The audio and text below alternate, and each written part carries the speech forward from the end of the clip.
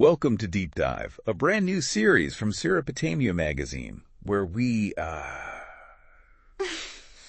take a deep dive into the subjects that you're most curious about. Exactly. You provide the sources, articles, research papers, whatever's got you hooked, and we unpack them together, unearthing the most intriguing insights. That's right. So think of it as a fast track to being, well-informed without getting bogged down in information overload. Exactly. We're your guides. Yes. Helping you connect the dots and see the bigger picture.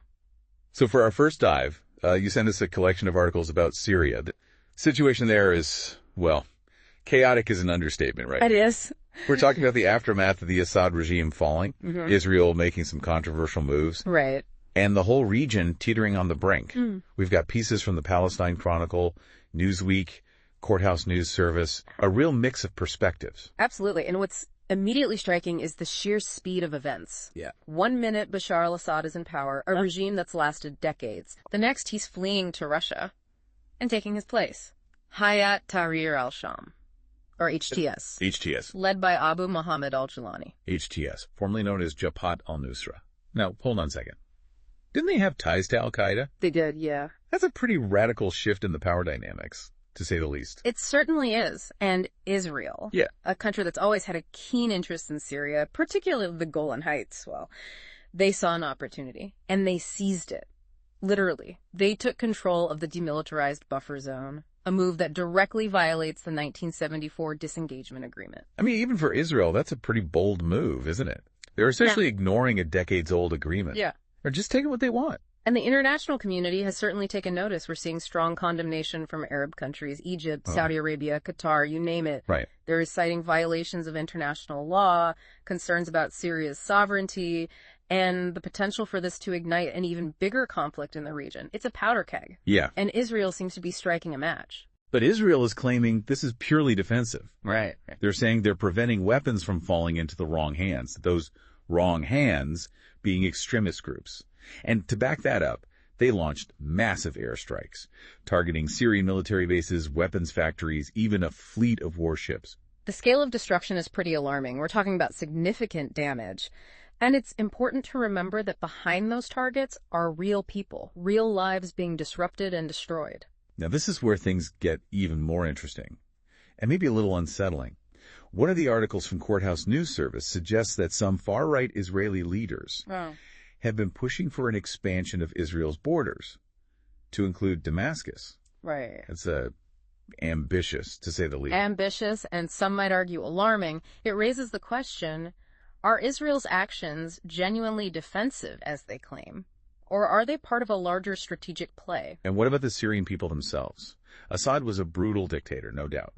But there must be a mix of emotions about what comes next. Relief, maybe, but also fear and uncertainty. Absolutely. The sources paint a complex picture. Some Syrians are expressing a sense of relief. They're tired of decades of oppression, corruption, the whole Assad regime. Newsweek even mentioned scenes of people celebrating in the streets of Damascus when Assad fell. Yes, but those celebrations are tempered by a darker reality.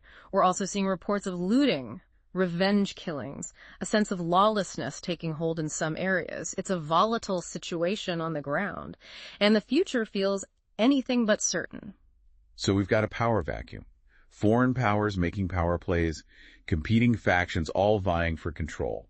It sounds like Syria is stepping into a period of even greater danger. And it's crucial to remember that this isn't happening in a vacuum. Syria is part of a much larger geopolitical puzzle. You've got regional powers like Turkey, Iran, Saudi Arabia, all with their own interests and agendas. And then you have the global players. The U.S., Russia, the EU, each trying to exert their influence. Right. It's like a tangled web of alliances and rivalries, and Syria is stuck right in the middle of it. Exactly. And with so many powerful players involved, the potential for this to escalate into a wider conflict is very real. It's a situation that demands careful attention, and that's exactly what we're doing here on Deep Dive. We're diving deep into these complex issues, helping you make sense of it all. Stay with us as we continue exploring the situation in Syria, unpacking the complexities and uncovering the key insights. We've been talking about the dramatic changes in Syria, the downfall of Bashar al-Assad, and Israel's swift move to secure its interests in the region. Right. It's a complicated situation, no doubt about it. It really is. And I think to really grasp what's happening now, we need to rewind a bit and understand the historical significance of the Golan Heights. Okay. Why is this piece of land so crucial to both Syria and Israel? The Golan Heights has been a source of conflict between Syria and Israel for decades. It's a strategic plateau overlooking both countries, giving a military advantage to whoever controls it. So it's more than just territory. It's about strategic positioning? Exactly. And control over the Golan Heights offers more than just a military edge. It's also a major source of water for the entire region. And in the Middle East, where water scarcity is a growing concern, control over water resources can be a powerful bargaining chip. Now, we know that Israel captured the Golan Heights during the Six-Day War back in 1967, but did they just annex it right away? Not quite. There was intense international pressure. And in 1974, Israel and Syria signed the disengagement agreement. Okay. This agreement established a demilitarized buffer zone between the two countries, monitored by UN peacekeepers. It was an attempt to de-escalate the situation, create a kind of neutral ground. So even though Israel occupied the territory, there was at least some international oversight. Right, but the situation remained tense. In 1981, Israel effectively annexed the Golan Heights, a move that was widely condemned by the international community. And of course, Syria never recognized Israel's claim to the territory. So fast forward to today, and we see Israel taking advantage of the chaos in Syria to solidify their control over the Golan Heights. It seems like a very calculated move, wouldn't you say? It's hard to see it as anything else, and it's important to remember that this is all happening against a backdrop of broader conflict in the Middle East. Tensions between Israel and Iran are escalating, proxy wars are playing out in Yemen and Lebanon, and now Syria is being pulled deeper into this regional power struggle. So Syria's internal conflict is getting tangled up with all these other rivalries and tensions. It's a real mess. Exactly, and into this already chaotic situation steps Hayat Tahrir al-Sham, or HDS. Right, HDS. The group that now controls Damascus. They've got a complicated history, to say the least. Right, they were formerly known as Jabhat al-Nusra, which, if I remember correctly, had ties to al-Qaeda. How did a group with that kind of background end up in control of Syria's capital? It's a story of evolution and rebranding. During the Syrian civil war, HTS was one of the most powerful rebel groups fighting against the Assad regime. They were known for their brutal tactics and their extremist ideology. But in recent years, they've been trying to soften their image, distancing themselves from al-Qaeda and presenting themselves as a more moderate force. So a bit of a makeover, you could say. Exactly. They've even changed their name, adopted a new flag, and they claim to be focused on establishing a more inclusive, less extreme form of Islamic governance. But many experts are skeptical about the sincerity of this rebranding. I can see why. It's hard to just erase a history of violence and extremism overnight. Exactly. And there are reports that contradict their claims of moderation.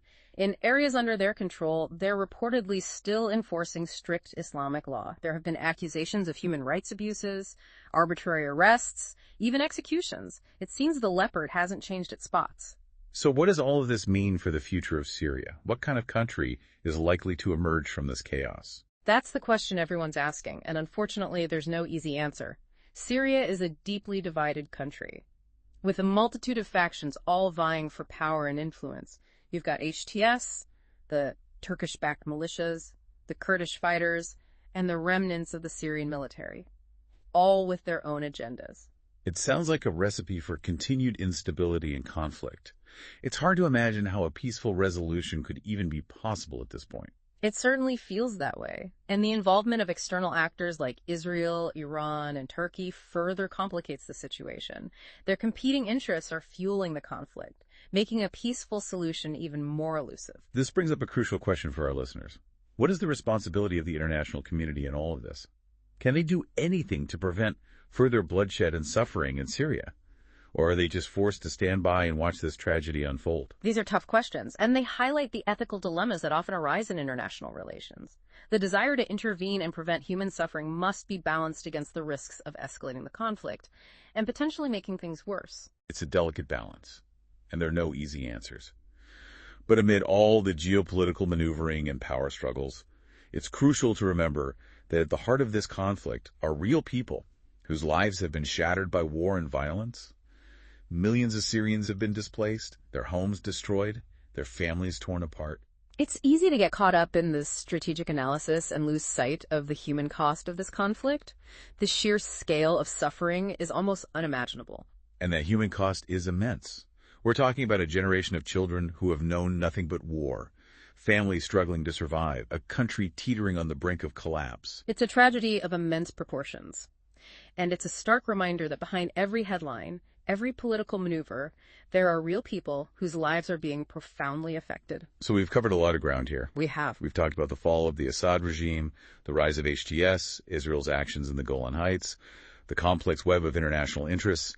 It's a lot to process. It is, and it's important to remember that this is just a snapshot in time. The situation in Syria is constantly evolving, and it's difficult to predict what the future holds. But one thing is certain. The decisions made in the coming weeks and months will have a profound impact on the lives of millions of Syrians. Their fate hangs precariously in the balance, and the world is watching. Indeed.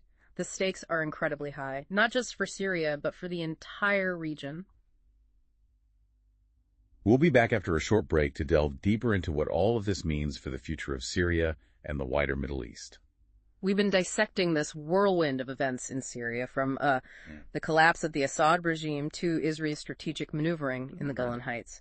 It's a story fraught with uncertainty, danger, and the potential for an even wider conflict. And what's crucial to grasp is that this isn't just about Syria. It's a microcosm of the larger power struggles playing out across the entire Middle East. Right. We talked about the competing interests of regional players like Iran, Turkey, and Saudi Arabia, and how those interests are often at odds with one another. And then, of course, you've got the global powers, each trying to exert their influence on the region. It's a tangled web. Yeah. And Syria is caught right in the middle. And with the rise of HTS, a group with a history of extremism, the situation becomes even more unpredictable. It's like trying to solve a Rubik's Cube while someone keeps shaking it. So let's talk about potential outcomes here. What are the possible scenarios for Syria's future? Is there any hope for a peaceful resolution at this point, or does it feel like the country is destined for more conflict? It's difficult to say for certain, but one possibility, and it's a grim one, is that Syria descends into a protracted civil war with different factions, locked in a brutal struggle for control. This would be a humanitarian disaster, leading to even more suffering for the Syrian people. Another scenario that's been floated around is some form of partition, with different regions of the country controlled by different groups. Right. But would that really bring stability, or would it just create new points of friction and conflict? It's unlikely to be a recipe for lasting peace. Partition often creates more problems than it solves. It can lead to further conflict, displacement, and questions about the legitimacy of these new entities on the international stage. Would they be recognized as legitimate states, or would they become pawns in a larger geopolitical game? Yeah. These are questions with no easy answers. And then there's the possibility that HTS consolidates its power and establishes a theocratic state. Given their history and ideology, that's a chilling thought, isn't it? It is. A country ruled by a group with ties to extremism. It's a very real concern, and one that would likely be met with strong opposition from the international community. Yeah. But the question is, would they be willing to intervene militarily to prevent it? Right. And what would the consequences of such an intervention be? Would it help stabilize the situation or make it even worse? Amid all this talk of power struggles and geopolitical maneuvering, it's easy to forget that there are real people at the heart of this conflict. What do the Syrian people want for their future? What are their hopes and dreams in the midst of all this chaos? The sources we've looked at suggest a deep longing for peace, stability, and a chance to rebuild their shattered lives. They're tired of war, tired of violence, tired of living in fear. They want a chance to create a better future for themselves and their children. They want a chance to simply live normal lives, free from the constant threat of violence and oppression. Exactly. But the path to achieving that peace is fraught with obstacles. The decisions made by both internal and external actors will play a crucial role in determining Syria's fate. It's a crossroads moment, a time of immense uncertainty and peril. So as we wrap up this deep dive into the Syrian crisis, I'm going to leave our listeners with a final thought. What can we as individuals do in the face of such a complex and daunting situation? Is there any way we can make a difference? Or are we just powerless observers in this unfolding tragedy? It's easy to feel overwhelmed and powerless when confronted with such immense suffering. But there are things we can do. We can stay informed, engage in thoughtful discussions, and support organizations that are working tirelessly to help those affected by the conflict. Even small actions can make a difference. We can amplify the voices of the Syrian people, share their stories, and demand accountability from those in power.